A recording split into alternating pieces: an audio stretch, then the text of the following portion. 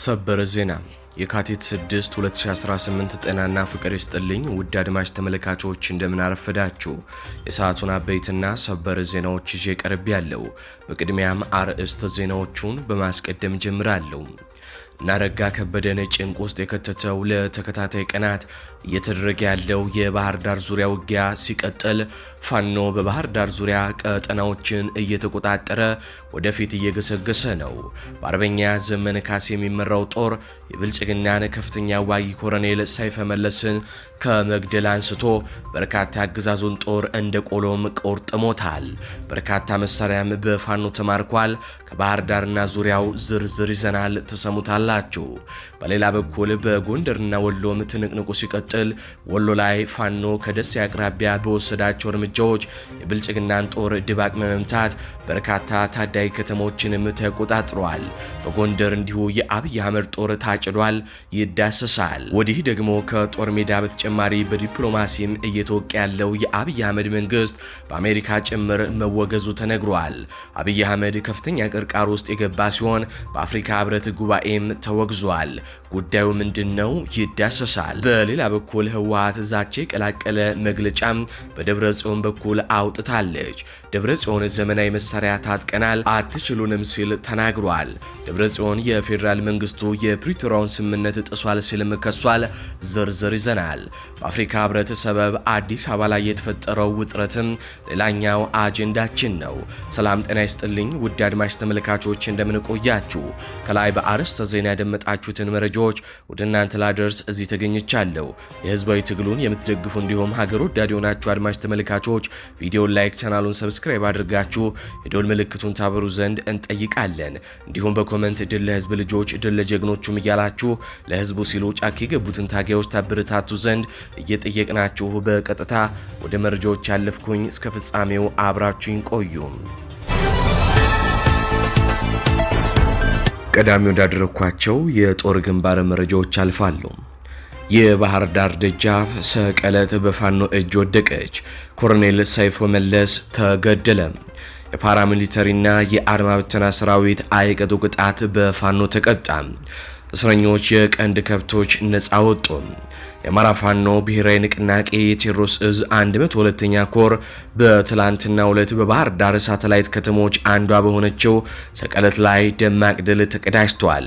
አገዛዙ በፋኖ ቁጥጥር ስር የዋለችውን ሰቀለትን ለማስለቀቅ ከመከላከያ ኮንስትራክሽን ድርጅት መኮድና ከተለያዩ ቀጠናዎች ያሰባሰበውን መጠነ ሰፊ ኃይል ቢያሰማራም በፋኖ ብርቱ ክንድ ተመቶ ከባድ የሰብአዊና ቁሳዊ ኪሳራም አስተናግዷል። በዚህ ውጊያ የአገዛዙ ከፍተኛ ዋጊ ኮሎኔል ሰይፈ መለስ በፋኖ እርምጃ እንደተወሰደባቸው ተነግሯል። ኮሎኔሉ የነበሩበት ወታደራዊ ፓትሮል በጀግናው ፋኖ የአርፒጂ ጥቃት ተመቶ እንዳልነበር ከነነፍሳቸው መጋየታቸው ነው የተገለጸው። አገዛዙ ፓራሚሊተሪ ብሎ የሚጠራቸው 27 ወታደሮች ሲገደሉ ከ20 በላይ አድማ ብተናና 7 ሚሊሻዎች ደግሞ እስከ ወዲያኛው ተሸኝተዋል። በሰቀለት ግንባር በተደረገው ተጋድሎ ፋኖ የሚከተሉትን ወታደራዊ ቁሳቁሶች ማርኮም በቁጥጥር ስርም አውሏል። ከ30 በላይ ክላሽንኮቭ መሳሪያ፣ ከ40 በላይ የክላሽ ካዝና፣ ከ5000 በላይ የክላሽ ተተኳሽ፣ 3 ወታደራዊ መገናኛ ሬዲዮዎች፣ መጋዘን ሙሉ ወታደራዊ ሬሽንና አልባሳት በፋኖ ኃይሎች ቁጥጥር ስር ገብተዋል። ፋኖ ቀጠናውን ነጻ ሲያወጣ የአገዛዙ ሰራዊት ሰለባ የነበሩ ዜጎችንም ንብረት ነጻ አውጥቷል። እመጫ ሴቶችንና ካህናትን ጨምሮ ከ30 በላይ እስረኞችንም ከግዞት አስለቅቋል። ከአርሶ አደሩ ተነጥቀው ለሰራዊቱ እርድ ተዘጋጅተው የነበሩ 10 በሬዎችና ከ25 በላይ ፍየሎችም ተለቀው ለባለቤቶቻቸው እንዲመለሱም ተደርገዋል።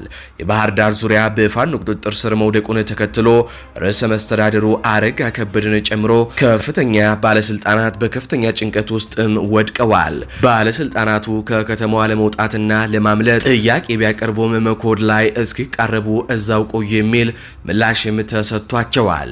ዛሬ እንዲሁም ትላንት በሰቀለት ግንባር የተመዘገበው ድል ፋኖ ወደ ባህር ዳር ከተማ እምብርት የሚያደርገውን ግስጋሴም ያፋጠነ ሲሆን አገዛዙ ደግሞ ለከፋ ወታደራዊና ሞራላዊ ስብራት ዳርጎታል የተባለው ፋኖ ቀጠናውን አስከብሮ ግስጋሴውን ወደፊት እንደቀጠለም መረጃዎች ያሳያሉ። ወደ ወሎ ስናልፍ የጎፋ ክፍለ ጦር ከደሴ በ45 ኪሎ ሜትር ላይ ድል ተቀዳጀ። አፋብን ምኒልክ እዝ ልጅ ኢያሱ ኮር የጎፋ ክፍለ ጦር በትላንትናው ዕለት ከቀኑ 10 ሰዓት ጀምሮ የብልጽግና ኃይል ይመካበት የነበረውን ፋርሴ ተራራ ምሽግ ከተኮሱ በጠላት ኪስ ውስጥ መክተት የሚችሉትን ሞርተረኞች ምሽጉን ታርጌት በማድረግ በደቂቃዎች በመስበር ጥላትን አንድ ጥይት ሳያፈነዳ ወደ አልብኮ ወረዳ ሳልመኔ እንዲፈረጥጥ አድርገውታል። በሌላኛው ግንባር የገባው የክፍለ ጦሩ ምክት ሻለቃ ነጋሽ ከተማን በደቂቃዎች ውስጥ የተቆጣጠረ ሲሆን የክፍለ ጦሩ ቃኝ ስበርና ምክት ሻለቃዎች ደግሞ ደጋጋ ከተማን ተቆጣጥረዋል። ከተቆጣጠሩ በኋላም የኦህዴድ ብልጽግና ቡድን የአማራ ህዝብን ለመጨፍጨፍ መሳሪያና ተተኳሽ መግዣ የህዝቡን ኑሮ አቅም ያላገናዘበ ዋጋ ተምኖ ሊቸበችብ የነበረ ማዳበሪያ ከደበቀበት በማውጣት በከተማ ዙሪያ ላሉ አርሶ አደሮች በነጻም አከፋፍለዋል። በዚህም ፋኖ ምን ያክል ለህዝብ አዛኝና አሳቢ መሆኑንም አሳይቷል ነው የተባለው። የዚህ የግለሰብ ዙፋን ጠባቂ ጨፍጫፊ ቡድን ከተማዋን ለቆ ሲፈረጥጥ ውጭ ላይ ያገኘውን ንጹሃን እየተኮሰ የጠላት በትሮንም አሳርፏል። ይሃል በቃ ብሎት ከደሴ መድፍና ተጨማሪ ኃይል በማምጣት አቧራ የሚባል ቦታ ላይ በመጥመድ በደመነፍስ ወደ ህዝብ በመተኮስ ጥላቸውን ያሳየ ሲሆን የሰው ህይወት ባይጎዳም በርካታ የንጹሃን ንብረት አውድሟል። በደፈጣ በቆረጣ በስቦ መምታትና መልሶ ማጥቃት የተካኑት የጎፋዎቹ ይህንን ተረኛ አጥፊ ቡድን አሳፍረው አሯሩጠው ክንዳቸውን እንዳቀመሱትም ተመላክቷል። ወደ ጎንደር እናልፋለን። በጎንደር አርኖ ጋርኖ በተደረገ ውጊያ በርካታ የአገዛዝ ወታደሮች ሲገደሉ አንድ ዶሽቃ መሳሪያ መውደሙ ታወቀ። የብልጽግና ኃይል ወታደሮች ከወደ ፋኖ የተወሰደባቸውን እርምጃ መቋቋም ባለመቻላቸው ሙትና ቁስለኛ ከመሆን የተረፈውን ወታደር ይዘው አካባቢውን ለቀው ፈርጥጠዋል። በትላንትናው ዕለት በጠላት ላይ እጅግ አስደናቂ የውጊያ ቴክኒክ በተሞላበት መንገድ ጥቃት በመሰንዘር ድል የተቀዳጁት በአፋብን በላይ ዘለቀ ዳግማዊ ቴዎድሮስ ኮር ስር ከመብረቁ ክፍለ ጦር የተወጣጡ የፋኖ አሃዶች መሆናቸውንም ሚዲያችን ከእዙ ካወጣው መረጃም ተመልክቷል። በአፋብን በላይ ዘለቀ እዝና አፋብን ጎንደር ጠቅላይ ግዛት እዝ በጥምረት ደብረ ታቦር ላይ ያደረሱበትን ከፍተኛ ምት መቋቋም ያቃተው የብልጽግና ኃይል እስትንፋሱ እንዳይቋረጥ ለማድረግ ድጋፍ ሰጪ ኃይል ከአዘዞ እያንቀሳቀሰ ሲሆን ይህ ኃይል አልፎ እንዳይሄድ እንፍራንዝ አርኖ ጋሮን ከተማ ላይ ያላሰበው ጥቃት ተከናንቦ ከባድ ኪሳራም ደርሶበታል። ውጊያው ለሰዓታት የቆየ ሲሆን የብልጽግና ዶሽቃም በመብረቁ አልሞ ተኳሽ ከጥቅም ውጭ እንዲሆን ተደርጓል። በዚህ የቆረጣና የከባ ተጋድሎ በርካታ ቁጥር ያላቸው የአገዛዝ ወታደሮች ሲገደሉ በርካቶች ደግሞ ቆስለው በ6 አምቡላንስ ሌሎች ተሽከርካሪዎችም ተጭነው ለሕክምና ወደ አዲስ ዘመን ከተማም ተወስደዋል። የአብይ አህመድ መንግስት ባለፉት 3 ቀናት ከፋኖ ከጦር ሜዳ ከሚደርስበት ድባቅ መመታት በተጨማሪ በፖለቲካውና በዲፕሎማሲውም ባለፉት 3 ቀናት ብቻ እጅግ ከባድ የተባለ ኪሳራን አስተናግዷል። ኢትዮጵያ ለሱዳን ፈጥኖ ደራሽ ኃይል አርኤስኤፍ ወታደር እንደምታሰለጥንና መሳሪያ እንደምታመላለስ ሮይተርስ ይፋ ያደረገውን ምርመራ ዘገባ ተከትሎ አሜሪካና ሳውዲ አረቢያ በጥብቅ የአብይ አህመድን ድርጊት ኮንነዋል። የትላንቱ የሳውዲ የውጭ ጉዳይ ሚኒስትርና የአብይ አህመድ ውይይትም ባለመግባባት መደምደሙን ሩሲያ ኒውስን ጨምሮ በርካታ የአረብ የቱርክ ሚዲያዎች ዘግበዋል። አንዳንዶቹ ከዛም አልፈው የአብይ አህመድ መንግስት አጠንክረው ዘልፈው በአዲስ አበባ ስብሰባ የጀመረው የአፍሪካ ህብረት በኢትዮጵያ የሚደገፈውንና በሐምዳን ደጋሎ የሚመራውን የሱዳን ፈጥኖ ደራሽ ኃይል በአልፋሽር ላይ ፈጽሞታል ባለው ጭፍጨፋም አውግዞታል። የቡድኑን እንቅስቃሴ እንደማይቀበለውም አስታውቋል። በዚህም ቡድኑን የሚደግፉ እንደ ኢትዮጵያ ያሉ ሀገራትን አስጠንቅቋል። ህብረቱ ከዚህም ባሻገር በሱዳን የውስጥ ጉዳይ እጃቸውን ያስገቡ የውጭ ኃይሎችን አጠንክሮ በመኮነን በአስቸኳይ እጃቸውን እንዲሰበስቡ ሲል አሳስበዋል። ይህም መልእክት በቀጥታ ለአብይ አህመድ እንደሆነም ግልጽ ነው። ሮይተርስ ጉዱን የገለጠበት የብልጽግናው አገዛዝ በሮይተርስ ዘገባ የተበሳጩ የኢትዮጵያ ባለስልጣናትና ጠቅላይ ሚኒስተሩ የሮይተርስና የሌሎች የውጭ ሚዲያዎችን የአዲስ አበባ ወኪሎቻቸውን ከሀገር እንዲወጡም አዘዋል። በሀገር ውስጥ ምን እየተካሄደ እንደሆነ ግልጽ ነው።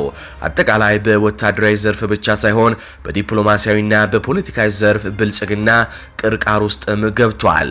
እግዜር ሲጣላ በትር አይቆርጥም ያደርጋል እንጂ ነገር እንዳይጥም እንደሚባለው ነገሩ ብልጽግና በሁሉም በኩል ነገሮች በርትተውበታል። ከአብይ አህመድና ከአርኤስኤፍ ኃይሎች ጥምረት ጋር በተያያዘ ሌላ አዲስ መረጃም ወጥቷል። ጄዋር መሐመድ ባወጣው መረጃ አብይ አህመድ በኢትዮጵያ ውስጥ ለአርኤስኤፍ የስልጠና ካምፕ ማቋቋም ብቻ ሳይሆን የኢትዮጵያ ዜጎችም ከሱዳን ልዩ ኃይል ጎን ሆነው እንዲዋጉ እያደረገ ነው ሲል አዲስ መረጃ አውጥቷል። ከአርኤስኤፍ ጋር ሆነው እንዲዋጉ የተካተቱት ደግሞ የቀድሞ የኢትዮጵያ መከላከያ ሰራዊት አባላት፣ የክልል ልዩ ኃይሎችና በሀገር ውስጥ ጦርነት ለመንግስት እጅ ሰጥተው የነበሩ የቀድሞ አማጽያን እንዳሉበትም ተገልጿል። ሪፖርቶች እንደሚያመላክቱም ከኢትዮጵያ የተመለመሉ ኃይሎች ከሱዳንና ከደቡብ ሱዳን ከመጡ የአርኤስኤፍ ተዋጊዎች ጋር በመሆን በአሁኑ ሰዓት በዳምዚን አካባቢ በመስፈር ድንበር ተሻግረው ጥቃት ለመፈጸም እየተዘጋጁ ነው። ይህ ጥምረት የኢትዮጵያን መንግስት በሱዳን የውስጥ ቀውስ ይበልጥ እንዲሳተፍና ከባድ መዘዝ ሊያስከትልበት እንደሚችልም ያሳያል ሲል ጄዋር መሐመድ የአብይ አህመድን ገመና ገልጦታል። ይህ በእንዲህ እንዳለ የአፍሪካ ህብረት ከወዲሁ እየተጀመረ ነው። በየዓመቱ የአፍሪካ መሪዎች ወደ አዲስ አበባ ይተማሉ። አፍሪካ ህብረት የከሸፈ ድርጅት ነው ቢባል ማጋነን አይሆንም። በራሱ የማይቆም ድርጅት ነው። የአፍሪካ ሀገራት ለህብረቱ ዶላር ማዋጣት አይችሉም። አሜሪካ፣ የአውሮፓ ህብረት፣ ቻይናና አረብ ኤምሬት ወዘተ የበለጸጉ ሀገራት ናቸው የድርጅቱን ወጪ የሚሸፍኑ። እነዚህ የበለጸጉ ሀገራት ከዚህ በኋላ አናዋጣም ቢሉ በየዓመቱ አዲስ አበባ የሚደረገው ጉባኤ አይኖርም ማለት ነው። የህብረቱ ህንፃ የተገነባው በቻይና ወጪ እንጂ አንድም የአፍሪካ ሀገር አንድ ብር አላዋጣም። ህንፃውን የገነባቸውም ቻይና ናት። ቻይና የህብረቱ መሰብሰቢያ ህንፃ ስትሰራ የቻይና ስለላ ድርጅቶች የኤሌክትሪክ፣ የኢንተርኔት ገመዶች፣ የረቀቀ የስለላ ቴክኖሎጂን ተጠቅመዋል። የአዲስ አበባ አብዛኛው ሆቴሎችን የገነባቻቸው ቻይና መሆኗም ይታወቃል። በራሷ ዕቃ ነው የሰራቻቸው። የአፍሪካ መሪዎች ኮምፒውተሮቻቸውን፣ ስልኮቻቸውን ቻርጅ ሲያደርጉ ሆነ ኢንተርኔት ሲጠቀሙ የኮምፒውተሮቻቸውና የስልካቸው ሙሉ ፋይል ወደ ቻይና ስለላ ድርጅት ያስተላልፋሉ ማለት ነው። የኢኳቶሪያል ጊኒ የገንዘብ ሚኒስትር የባልታዘር ቪዲዮ የወጣውም በዚህ መንገድ እንደሆነ በርካቶች ይናገራሉ። የአፍሪካ መሪዎች ሲማግጡ አሊያም ደግሞ ወንጀል ሲሰሩ የሚያሳይ ተንቀሳቃሽ ምስሎች በቻይና በሞሳድ በአውሮፓ እጅ ይገኛል። በዚህም በርካታ የአፍሪካ መሪዎች በነጮቹ ቁጥጥር ስር ናቸው። ነጭ ማህበረሰብ አፍሪካን የጨለማ አህጉር እያለ ነው የሚጠራው። ጨለማ መባል ያልነበረበት አህጉር ነበር። በሌላ አህጉር የማይገኙ እጅግ ውድ የተባሉ ማዕድናት ከመሬቱ ስር ተደራርቦ ተቀምጧል። መሪዎቹ የህዝቦቻቸውን ኑሮ ከማሻሻል ይልቅ ስልጣናቸውን ለማራዘም ሲሉ ህዝቡን ያደህዩታል። ከዚያም ስለ ዳቦ ብቻ እንዲጨነቅ ያደርጉታል። እነሱ ግን በአውሮፓና በዱባይ በቢሊዮን የሚቆጠር ዶላር ያሽሻሉ። የዛሬ 7 ወር የአሜሪካ ፕሬዝዳንት ዶናልድ ትራምፕ የአፍሪካ መሪዎች ሰው አይመስሉኝም፣ አህጉሩ በተፈጥሮ ሀብቱ እየታደለ ነው፣ ነገር ግን መሪዎቹ መሳሪያ እየገዙ ህዝቦቻቸውን ያገዳድላሉ በማለት ነበር የገለጿቸው። አንድም የአፍሪካ መሪ ምላሽ አልሰጣቸውም ነበር። ሱዳን ዘግናኝ ጭፍጨፋ እየተካሄደ ይገኛል። የሐምዳን ደጋሎ ሰራዊት ህፃናት፣ አዛውንት፣ ሴት ሳይል ልክ እንደ ኦነግ ሸኔና እንደ አብይ አህመድ ጦር ይጨፈጭፋል። የደጋሎ ሰራዊት ሲገሉ ቪዲዮ እየቀረጹ ለዓለም ይፋ ያደርጉ ነበር። ዘዋሽንግተን ፖስት በሳተላይት ምስል አስደግፎ ያወጣው ዜና ዓለምንም አሳዝኗል። የሳተላይት ምስሉ እንደሚያሳየው የአስከሬን ክምር በአንድ አካባቢ ይታያል። የበለጸጉ ሀገራት በተለይ ቡድን 7 የሱዳን ቀውስ እንዲያበቃ ሲሉ መግለጫ አውጥተዋል። በዚህ ጦርነት ዋነኛ ተሳታፊ የሆነችው አረብ ኤምሬትም እጇን እንድትሰበስብ ጥሪ አቅርበውላታል። የአፍሪካ ህብረት እስካሁን የረባ መግለጫ አላወጣም። ዓለም በሱዳን አሳዛኝ ክስተት እየተወያየ ባለበት ወቅት በአውስትራሊያ አይሁዳውያን በጅምላ ተኩስ ሲገደሉ ስለ ሱዳን አንድ መስመር መግለጫ አውጥቶ የማያውቀው አፍሪካ ህብረት ስለ አውስትራሊያ ጥቃት ግን መግለጫ ለማውጣት በወቅቱ ማንም አልቀደመውም ነበር። ናይጄሪያ፣ ኢትዮጵያ፣ ሶማሊያ፣ ሱዳን፣ ኮንጎ ግጭት ውስጥ ናቸው። በናይጄሪያ ታጣቂዎች ሴት ተማሪዎችን በፈለጉበት ሰዓት ከትምህርት ቤት አግተው ይወስዳሉ፣ ይደፍራሉ፣ ይገድላሉ። ከዚህ በተጨማሪም የክርስቲያኖችም ጄኖሳይድ ይፈጸማል። ባለፈው የአሜሪካ ጦር በታጣቂዎቹ ላይ እርምጃ ወስዶ ነበር። የአፍሪካ ህብረት መቀመጫ የሆነችው ኢትዮጵያ በዓለም በወንጀል የሚፈልገውን ሐምዳን ደጋሎን በስልጣን እየረዳች እንደምትገኝ ሮይተርስ በሳተላይት አስደግፎ መረጃ አውጥቷል። ቤኒሻንጉል ጉሙዝ ክልል ውስጥ የደጋሎ ሰራዊት የሚሰለጥንበት ካምፕ ይታያል። ካምፕ የተሰራው በአረብ ኤምሬት ወጪ ነው። ኢትዮጵያ የሱዳንን ጦርነት እያቀጣጠለች ትገኛለች። መሪው ደግሞ አብይ አህመድ ነው።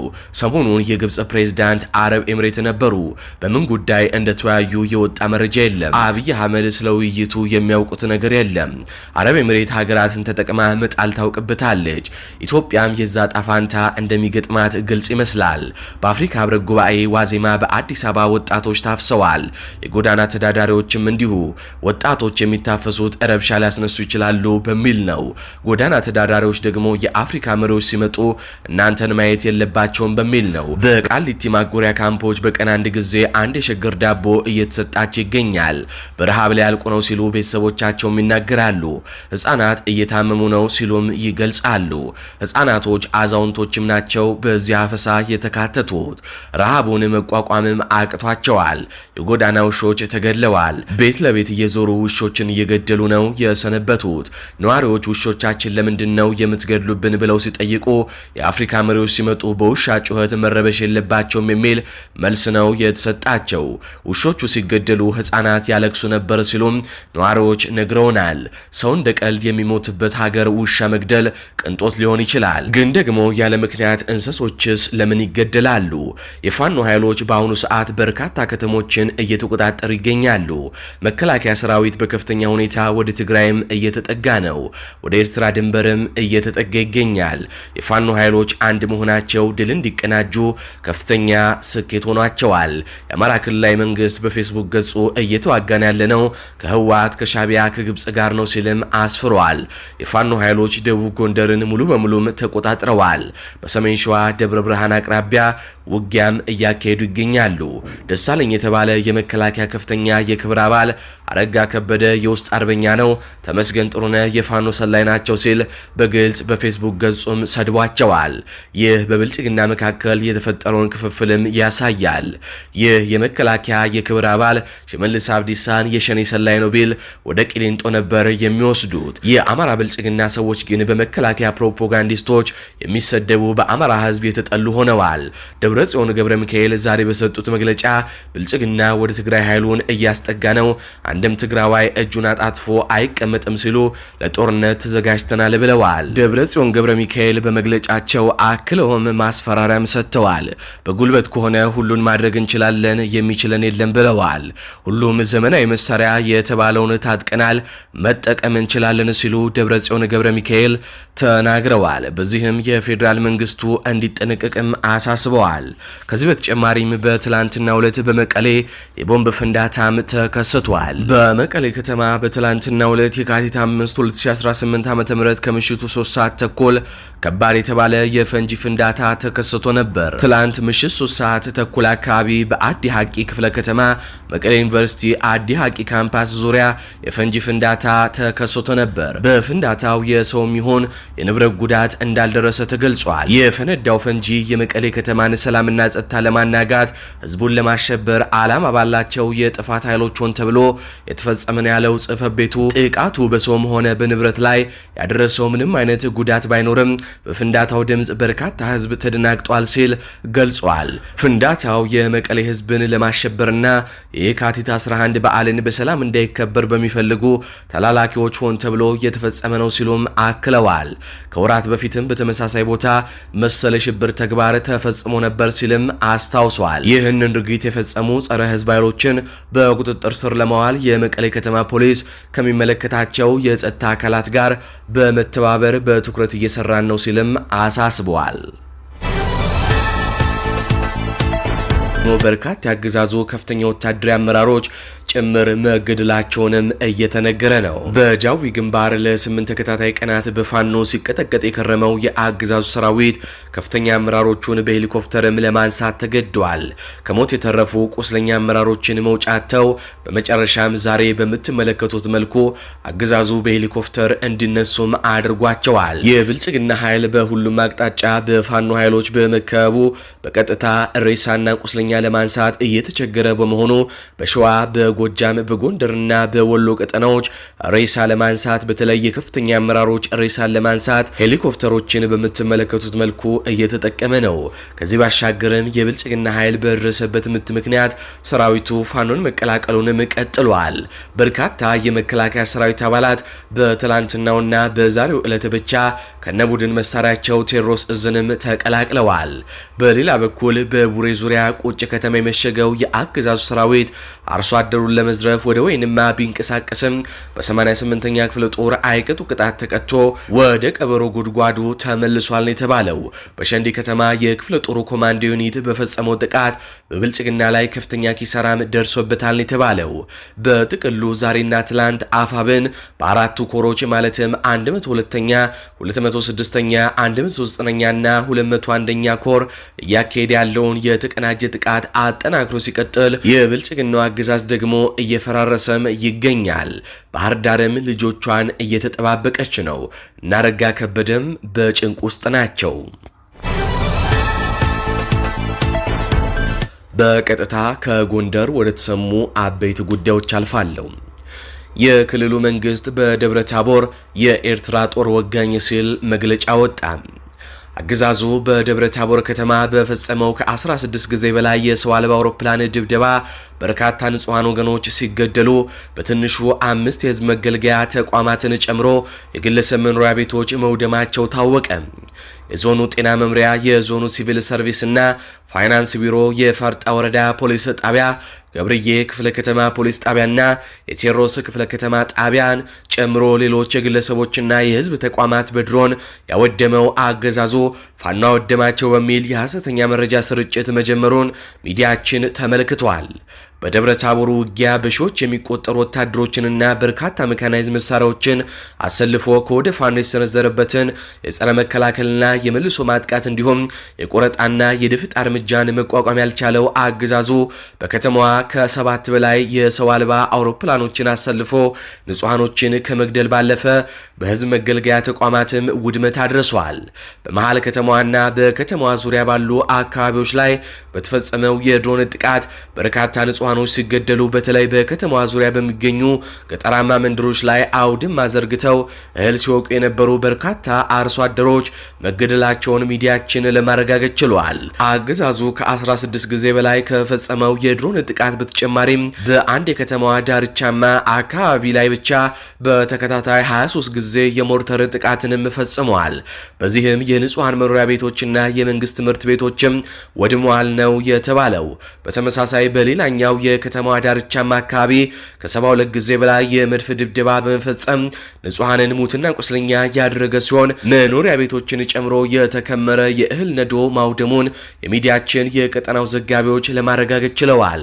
አገዛዙ በዚህ መልኩ ያወደመውን የንጹሃን መኖሪያ ቤትና የህዝብ መገልገያ ተቋም ፋኖ አወደመው በሚል የእምዬን ወደ አብዬ የሆነ የሐሰተኛ መረጃ ስርጭት ላይም ተጠምዷል። ዛሬ የካቲት 5 ቀን 2018 ዓ.ም ማርፈጃውን የከተማው አስተዳደሩ ካቢኔዎች ሸሽተው ከተጠለሉበት ባህር ዳር ከተማ ተቀምጠው በወጡት መግለጫ ጽንፈኛው ቡድን ደብረ ታቦር ገብቶ ተቋሞቻችንን አወደመብን ያሉ ሲሆን በተመሳሳይ የኢንሳው አመራር በሆነው በነሲሳይ ቶላ የሚጻፉ ጽሁፎችን ብቻ እንዲያወጣ የሚታዘዘው የአማራ ክልል ጸጥታ ቢሮ አማራ ያልሆኑ አካላት የኤርትራ ኃይሎች ሙሉ ጎንደርን ተቆጣጠሩብን በሚል መግለጫም አውጥተዋል። ደብረ ታቦር ከተማ በመግባት በአገዛዙ ወታደሮች ላይ ጥብቅ እርምጃ የወሰዱት የክቡር ሰማዕቶች የአርበኛ አስቻለው ደሴ የአርበኛው ባንተ፣ የአርበኛ ከፍያለው ደሴና የሌሎች ሰማዕታት እስትንፋሶች እንዲሁም የአርበኛ ሀብቴ ወልዴ ቀኞችና የአርበኛ ደረጀ በላይ ልጆች መሆናቸውን አይናችን እያየ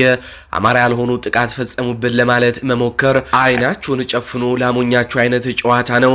ይልቅ እናንተ አማራ ናችሁ ወይ? ከሆናችሁስ ከተላላኪነት ወጥታችሁ ከወንድሞቻችሁ ጎን በመሰለፍ ራሳችሁን የምታድኑት መቼ ነው? በሚል የደብረ ታቦር ህዝብም ለካድሬዎቹ ምላሽ እየሰጣቸው ይገኛል።